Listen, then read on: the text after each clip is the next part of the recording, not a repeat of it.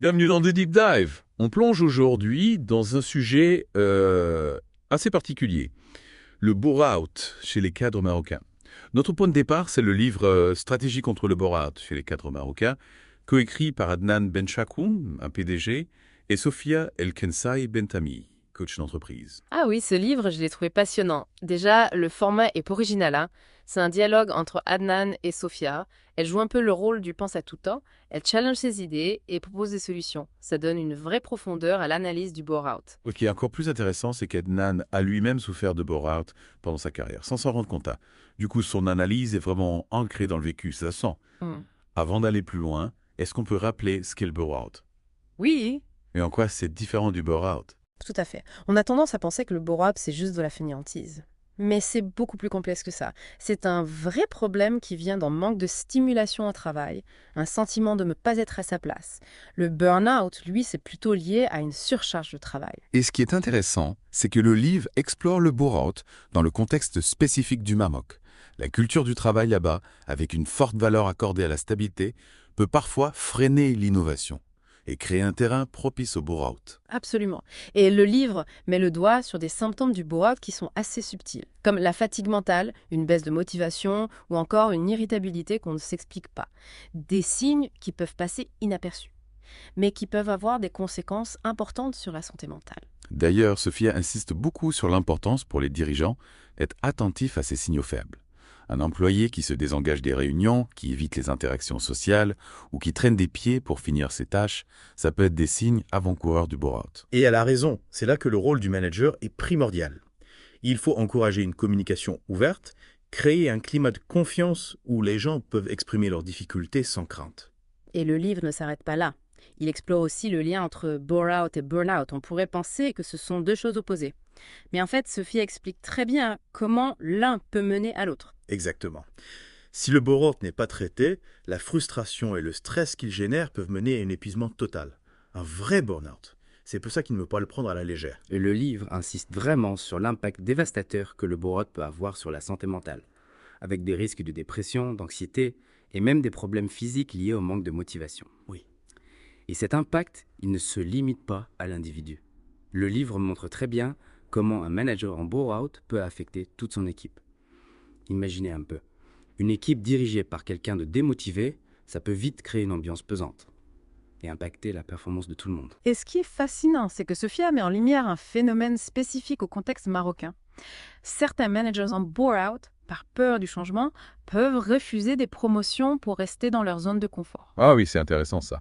Ça montre comment les valeurs sociales, l'importance de la stabilité, par exemple, peuvent parfois influencer les choix de carrière et contribuer au bore-out. Oui, Et face à ce problème, le livre ne se contente pas de poser un diagnostic, il propose aussi des solutions concrètes, aussi bien pour les individus que pour les organisations. Hmm.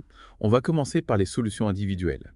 Le livre met l'accent sur l'importance de l'introspection, de prendre du recul pour identifier ses passions, ses points forts, et comprendre pourquoi on se sent sous-utilisé au travail.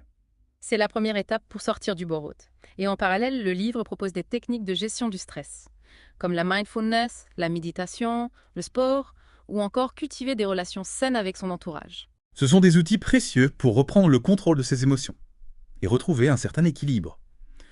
Et en plus de ces techniques, le livre encourage à se fixer des objectifs clairs et motivants. Mais pas n'importe comment. Des objectifs SMART. Ah oui, les fameux objectifs SMART. Tu peux nous rappeler ce que ça veut dire? Bien sûr, SMART, c'est un acronyme qui signifie spécifique, mesurable, atteignable, réaliste et temporellement défini. L'idée, c'est de se fixer des objectifs qui ont du sens pour soi, qui nous donnent envie de nous investir et qui sont réalisables dans un délai donné. Et le livre insiste aussi sur l'importance de la formation continue, du coaching et du mentorat. En gros, il ne faut pas hésiter à se faire accompagner pour développer ses compétences et progresser dans sa carrière. C'est un bon point. Parfois, on a juste besoin d'un petit coup de pouce pour retrouver la motivation et se remettre sur les rails. Et du côté des organisations, le livre propose des pistes intéressantes pour créer un environnement de travail qui stimule la créativité et l'engagement des employés. On parle de communication transparente, d'activités de team building, de reconnaissance du travail bien fait et de possibilités d'évolution professionnelle. Bref, il faut créer un environnement où les gens se sentent bien et ont envie de s'investir. Et Sophia, toujours dans son rôle de passe-à-tout-temps, propose une idée assez innovante. Créer un cas-centre de carrière. au sein des entreprises. Un lieu dédié où les employés pourraient bénéficier de conseils personnalisés, de coaching et de ressources pour les aider à évoluer professionnellement. C'est une super idée. Ça montre bien que les entreprises ont un rôle à jouer dans la prévention du burn-out. Mais parmi toutes les solutions proposées dans le livre, il y en a une sur laquelle les auteurs insistent particulièrement. Le coaching individuel. Ah oui? Oui, le coaching individuel est présenté comme un outil très puissant pour aider les managers à sortir du burn-out. En fait, le coach va aider la personne à identifier les causes profondes de son mal-être, à redéfinir ses objectifs, à retrouver confiance en elle et à développer les compétences dont elle a besoin pour avancer. Et Sophia, en tant que coach elle-même, détaille les différentes étapes du processus de coaching. Elle explique comment ça se passe concrètement, les outils utilisés et les bénéfices qu'on peut en attendre. C'est rassurant de savoir qu'il existe une solution concrète pour s'en sortir. Oui, c'est vrai. Et pour donner encore plus de poids à leurs propos, les auteurs ont inclus dans le livre des témoignages de personnes qui ont réussi à vaincre le burn-out, des histoires vraies, inspirantes, qui montrent que c'est possible de s'en sortir. D'accord. On découvre, par exemple, l'histoire de Fatima, une jeune cadre qui se sentait complètement démotivée dans son travail.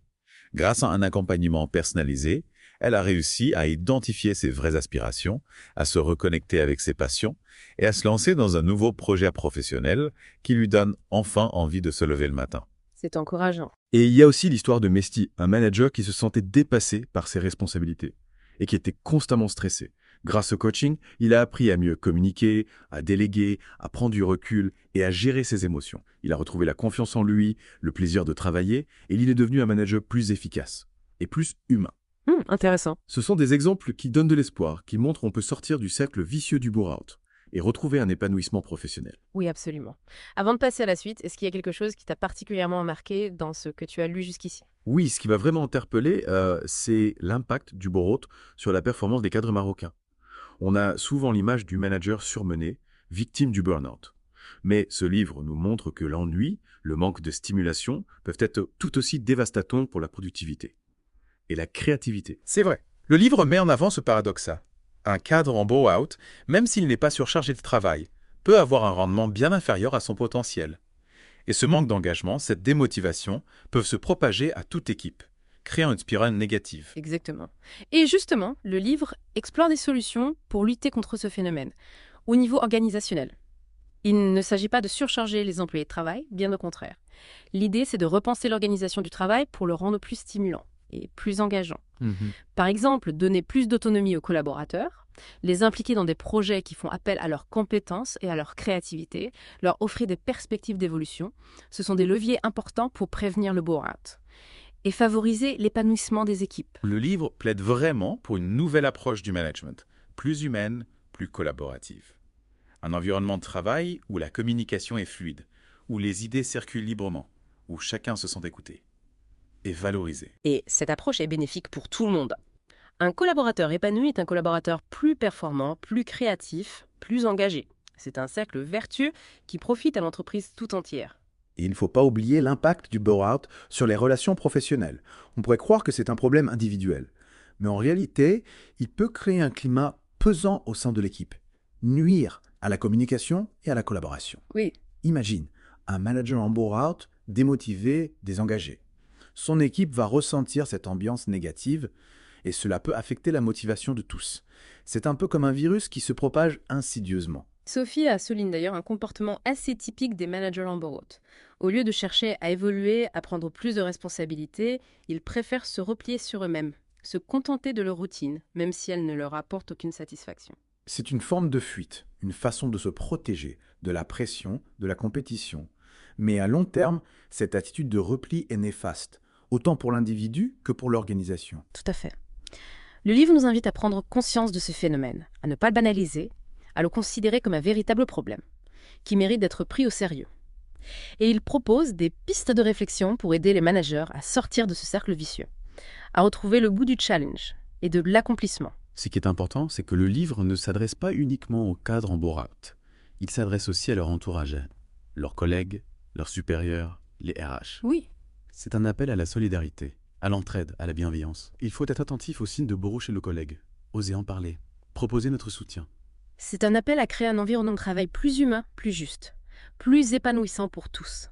Un environnement où chacun se sent à sa place, où l'on encourage l'initiative et la créativité, où l'on prend soin du bien-être des collaborateurs. Et c'est un appel à l'action. Ce livre, il ne suffit pas de le lire, il faut le mettre en pratique.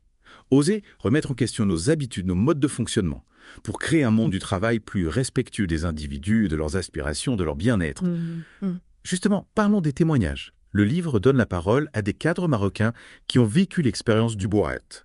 Ces témoignages, très touchants, permettent de briser le tabou et de montrer que l'on peut s'en sortir. Ces histoires vraies sont porteuses d'espoir.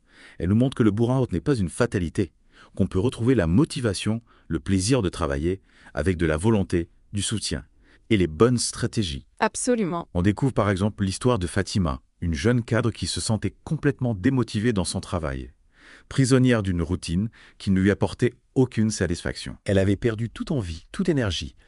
Heureusement, grâce à un accompagnement personnalisé, elle a pu identifier ses véritables aspirations, se reconnecter avec ses passions et se lancer dans un nouveau projet professionnel qui lui donne enfin envie de se lever le matin. C'est une belle histoire. Et puis il y a l'histoire de Mehdi, un manager qui se sentait complètement dépassé par ses responsabilités, stressé en permanence, incapable de gérer son équipe efficacement. Oui. Le coaching lui a permis de développer de nouvelles compétences, d'apprendre à mieux communiquer, à déléguer, à prendre du recul sur les situations.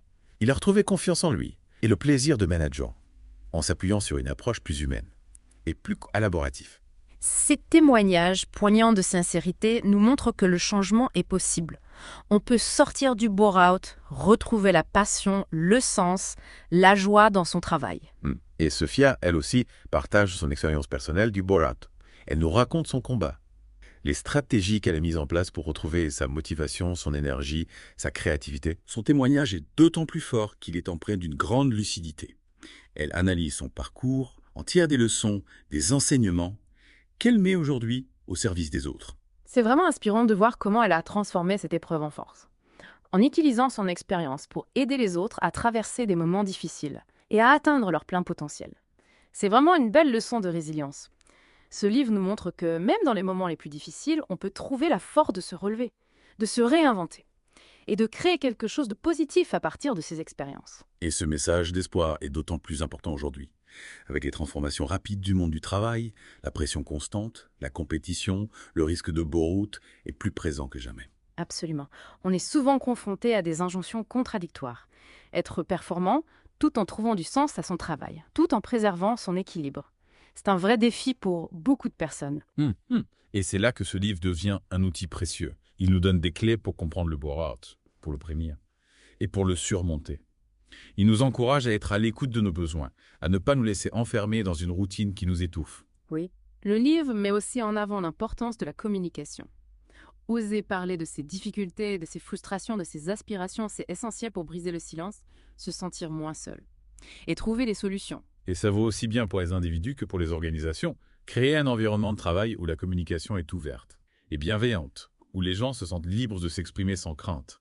C'est fondamental pour prévenir le burn-out et favoriser l'épanouissement de chacun. Oui, je suis d'accord. Ce livre est vraiment un guide pour construire un monde du travail plus humain, plus juste, plus épanouissant. Un monde où chacun peut trouver sa place, développer ses talents et contribuer à quelque chose de plus grand que soi. Et c'est à nous de faire en sorte que ce monde devienne réalité. Il ne suffit pas de lire ce livre, de comprendre les concepts. Il faut les mettre en pratique au quotidien, dans nos relations avec nos collègues, nos supérieurs, nos équipes. Tout à fait. Chaque geste, chaque parole compte. Il faut être attentif aux autres, oser poser des questions, proposer votre soutien. Et parfois, il faut savoir dire stop, prendre du recul, se remettre en question pour retrouver un équilibre. Exactement. Ce livre est un appel au changement, un appel à la responsabilité, un appel à la solidarité.